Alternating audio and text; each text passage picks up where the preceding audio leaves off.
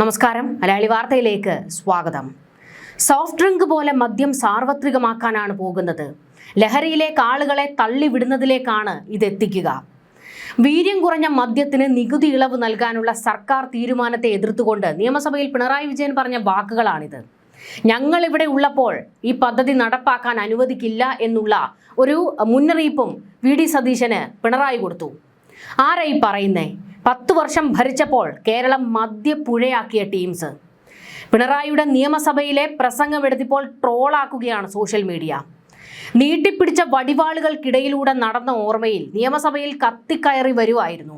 എന്നാൽ ജനം എടുത്തങ്ങ് പൊതിച്ചു. ആ ഫ്ലോ അങ്ങ് പോയി എന്നുള്ള വിഷമത്തിലാണ് ഇപ്പോൾ പിണറായി. മുൻ മുഖ്യൻ സഭയിൽ എന്തു പറഞ്ഞാലും അതെല്ലാം ഇപ്പോൾ സ്വന്തം മൂട്ടിൽ തന്നെ കൊള്ളുന്ന അവസ്ഥയാണ്. നന്നായി ബാറ്റ് ചെയ്യുമ്പോൾ റണ്ണൌട്ട് ആകുന്നത് എന്ത് കഷ്ടമാണെന്നാണ് ട്രോൾ പെരുമഴ. മദ്യവർജനം പറഞ്ഞ് അധികാരത്തിൽ വന്നിട്ട് കേരളത്തിൽ മദ്യപ്പുഴയും തോടും കടലും വരെ സെറ്റാക്കി കൊടുത്തവരാണ്. എന്നിട്ടിപ്പോൾ പ്രതിപക്ഷത്തായപ്പോൾ മദ്യം ഒഴുക്കുന്നേ എന്ന് പറഞ്ഞ് മോങ്ങൽ. പാലക്കാട് എലപ്പുള്ളിക്കാരുടെ കുടിവെള്ളം മുട്ടിച്ച് ബ്രൂവറിക്ക് ചട്ടം മറികടന്ന് ഭൂമി അനുവദിച്ചവരുടെ പ്രസംഗം കൊള്ളാമെന്ന് മലയാളി പച്ചയ്ക്കാണ് കത്തിക്കുന്നത്.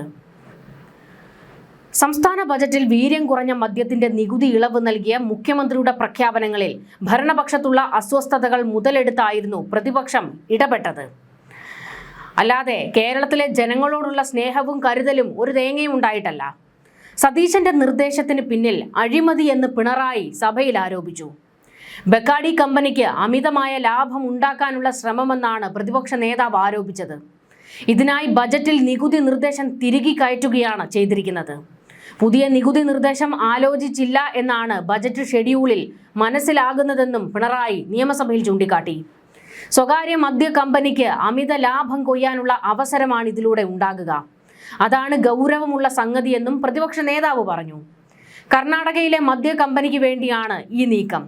സ്വകാര്യ മദ്യ കമ്പനിയായ ബക്കാഡിക്ക് വേണ്ടിയുള്ള നീക്കമാണ് നടക്കുന്നതെന്നും പ്രതിപക്ഷ നേതാവ് ആവർത്തിച്ചു. 2023 ബക്കാഡി കമ്പനി സംസ്ഥാനത്ത് നികുതി വകുപ്പിന് അപേക്ഷ നൽകിയത്. കഴിഞ്ഞ സർക്കാർ ഇക്കാര്യത്തിൽ തിടുക്കപ്പെട്ട ഒരു നടപടിയും സ്വീകരിച്ചില്ല. എന്നാൽ പുതിയ സർക്കാർ അധികാരമേറ്റ ശേഷം ശരവേഗത്തിൽ ഫയൽ നീക്കമുണ്ടായി.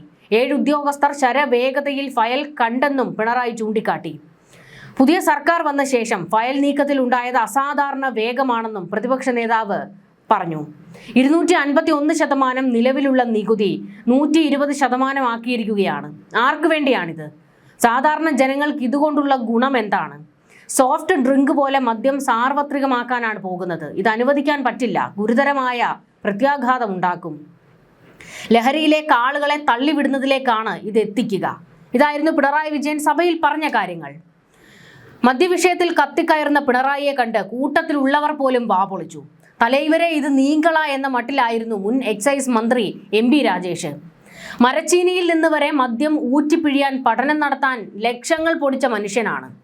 കേരളത്തിൽ പബ് അനുമതി നൽകാൻ നീക്കം നടക്കുന്നുണ്ട് എന്ന് പിണറായി വിജയന്റെ കാലത്തായിരുന്നു നമ്മൾ കേട്ടത്. ഖജനാവ് കാലിയാകുമ്പോൾ മദ്യത്തിന്റെ വില കൂട്ടി കുടിയന്മാരെ പരീക്ഷിച്ച മനുഷ്യനാണ്. എന്തിലൊക്കെ മദ്യത്തിന്റെ അംശമുണ്ടോ അതിൽ നിന്നെല്ലാം മദ്യം ഉണ്ടാക്കാൻ ഉത്തരവിട്ട ആളാണ്. ആ മനുഷ്യൻ പ്രതിപക്ഷ നേതാവായപ്പോൾ മദ്യത്തിനെതിരെ സംസാരിക്കുന്നു. കേരളത്തിൽ മദ്യം ഒഴുക്കാൻ അനുവദിക്കില്ലെന്ന് വാദിക്കുന്നു. പിണറായിക്ക് മൾട്ടിപ്പിൾ പേഴ്സണാലിറ്റി ഡിസോർഡർ ആണെന്ന് സോഷ്യൽ മീഡിയ പറയുന്നു. ഇനി ചില കാര്യങ്ങളിലേക്ക് കൂടി നമുക്കൊന്ന് കടക്കണം.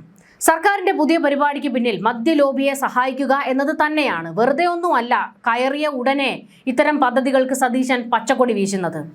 തന്റെ നിലപാടുകൾക്ക് കാൽ കാശിന് വിലയില്ല എന്ന് സതീശൻ തന്നെ തെളിയിച്ചു കാണിച്ചിട്ടുണ്ട്. കാരണം പ്രതിപക്ഷ നേതാവായിരിക്കെ അന്നത്തെ സർക്കാരിനെതിരെ ഇതേ വിഷയത്തിൽ എതിർത്ത് കൊമ്പുകോർത്ത ആളാണ് സതീശൻ. മുഖ്യമന്ത്രി കസേരയിൽ ഇരുന്നപ്പോൾ നിലപാട് ചുരുട്ടിക്കൂട്ടി ചവറ്റുകൊട്ടയിലേക്ക് അങ്ങെറിഞ്ഞു. നല്ല ഒന്നാന്തരം രാഷ്ട്രീയക്കാരൻ മാത്രമാണ് താനെന്ന് ചുരുങ്ങിയ മാസം കൊണ്ട് സതീശൻ തെളിയിച്ചു. ഒരു നേതാവിനെ ജനം അടയാളപ്പെടുത്തുന്നത് അയാളുടെ നിലപാടുകൾ കൊണ്ടുകൂടിയാണ്. നുണപറച്ചിലും 2 വള്ളത്തിൽ കാല് ചവിട്ടലും സ്ഥിരം ഏർപ്പാടാക്കുന്ന ഒരു മുഖ്യമന്ത്രിയാണ് നമുക്കുള്ളത്. പൂക്കിത്തരം വല്ലാതങ്ങ് കൂടുന്നുണ്ട്. വീര്യം കൂടിയ മദ്യത്തിന് നികുതി ഇളവ് നൽകുന്ന കാര്യത്തിൽ മന്ത്രിസഭയിൽ പോലും പലർക്കും ഒരറിവുമില്ല എന്നാണ് ഇപ്പോൾ വിവരങ്ങൾ പുറത്തേക്ക് വരുന്നത്. അതായത് ഇത് സതീശന്റെ മാത്രം തീരുമാനമാണ് എന്നുള്ളതാണ് വ്യക്തമാകുന്നത്. മുൻപ് പിണറായി വിജയൻ മുഖ്യമന്ത്രി ആയിരുന്നപ്പോൾ ഇതുപോലെ ചില പദ്ധതികൾ അത് മന്ത്രിസഭ പോലും അറിയാതെ പിണറായി വിജയൻ നേരിട്ടെടുത്ത തീരുമാനങ്ങളായിരുന്നല്ലോ. സ്വന്തം അക്കൗണ്ടിലേക്ക് കാശ് എത്തുന്നതിന് വേണ്ടി VD സതീശനും ഇതേ ഏർപ്പാടാണ് തുടങ്ങിയിരിക്കുന്നത്. അതായത് എല്ലാ വകുപ്പിലും കയറി തലയിടുന്നുണ്ട്. മറ്റ് മന്ത്രിമാർ പോലും അറിയുന്നതിന് മുൻപേ ഒരു തീരുമാനമെടുക്കുമ്പോൾ മന്ത്രിസഭ കൂട്ടായ ഒരു തീരുമാനമായിരിക്കണമല്ലോ. എന്നാൽ ഇവിടെ പിണറായി വിജയന്റെ കാലത്തെ അതേ അവസ്ഥ തന്നെയാണ് ഉണ്ടായിരിക്കുന്നത് എന്നുള്ള വിമർശനം വരുന്നുണ്ട്. മാത്രമല്ല ഈ വിഷയത്തിൽ പാർട്ടിയിലുള്ളവർക്ക് പോലും വലിയ എതിർപ്പുകൾ ഇപ്പോൾ ഉണ്ട് എന്നുള്ള വിവരങ്ങൾ പുറത്തേക്ക് വരുന്നുണ്ട്. ഞങ്ങളൊന്നും അറിഞ്ഞില്ല എന്ന് KC ഗ്രൂപ്പ് പറയുന്നു. ഞങ്ങൾ ഒന്നും അറിഞ്ഞില്ല എന്ന് എക്സൈസ് മന്ത്രിയും പറയുന്നു തുടങ്ങിയ മുദ്രാവാക്യങ്ങളായിരുന്നു ഇന്ന് പ്രതിപക്ഷം നിയമസഭയിൽ ഉയർത്തിയത്.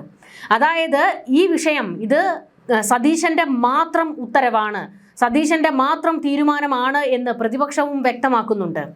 വീര്യം കുറഞ്ഞ മദ്യത്തിന് നികുതി ഇളവ് സംബന്ധിച്ച് കോൺഗ്രസിനുള്ളിൽ തർക്കമുണ്ടെന്ന സൂചനകൾക്കിടയിലായിരുന്നു പ്രതിപക്ഷം ഇതൊരു മുദ്രാവാക്യമായും ഒരു വജ്രായുധമായും എടുത്തത്.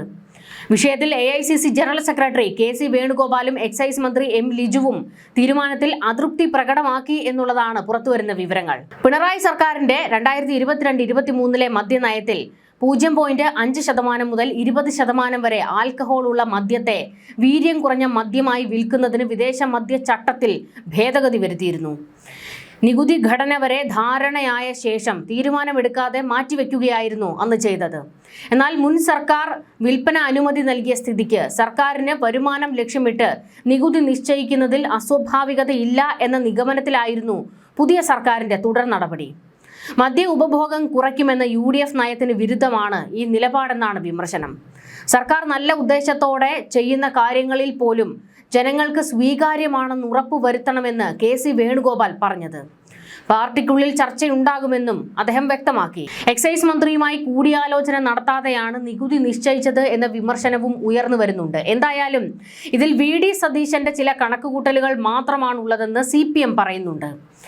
ഇവിടെ ഇപ്പോൾ ഏറ്റവും പ്രധാനപ്പെട്ട ഒരു കാര്യം ഈ മദ്യം എന്താണെന്ന് പോലും അറിയത്തില്ല എന്നുള്ള രീതിയിലാണ് പ്രതിപക്ഷത്തിന്റെ ചില ഡയലോഗടികൾ നിയമസഭയിൽ നമ്മൾ കേട്ടത്. കേരളത്തിൽ മദ്യപ്പുഴ ഒഴുക്കാൻ പോകുന്നു, കേരളത്തിലുള്ളവരെ മുഴുവൻ മുഴുക്കുടിയരാക്കാൻ പോകുന്നു എന്നൊക്കെ പ്രതിപക്ഷം ജനപക്ഷത്ത് നിന്ന് സംസാരിക്കുന്നത് കാണുമ്പോൾ കണ്ണിൽ നിന്ന് 2 തുള്ളി കണ്ണുനീരാണ് വരുന്നത്. കാരണം പിണറായി 10 വർഷം കയറി ഇരുന്നപ്പോൾ ഇവിടെ എന്താണ് സംഭവിച്ചത് എന്നുള്ളത് ആർക്കും അറിയാഴികയൊന്നുമല്ല. മുക്കിനായിരുന്നു ബെവ്കോ ഔട്ട്ലെറ്റുകൾ തുറന്നു കൊടുത്തത്. ഇതുകൂടാതെ ബാറുകളുടെ പ്രവർത്തന സമയം കൂട്ടുന്നതിന് വേണ്ടിയുള്ള നീക്കവും പിണറായി കാലത്തൊക്കെ തന്നെയാണ് ഉണ്ടായത്. ഇതുകൂടാതെ ബാർ മുതലാളിമാർക്ക് വേണ്ടി പല കൈ അയച്ചുള്ള സഹായങ്ങളും പിണറായി സർക്കാരിന്റെ കാലത്ത് പോയിട്ടുണ്ട്. ഇതൊക്കെ ചെയ്തു കൊടുത്ത പിണറായിയാണ് ഇന്നിപ്പോൾ VD സതീശന്റെ ഒരു നിലപാടിനെയും പദ്ധതിയെയും എതിർത്ത് രംഗത്തേക്ക് വരുന്നത്. ന്യൂസ് ഡെസ്ക് മലയാളി വാർത്ത.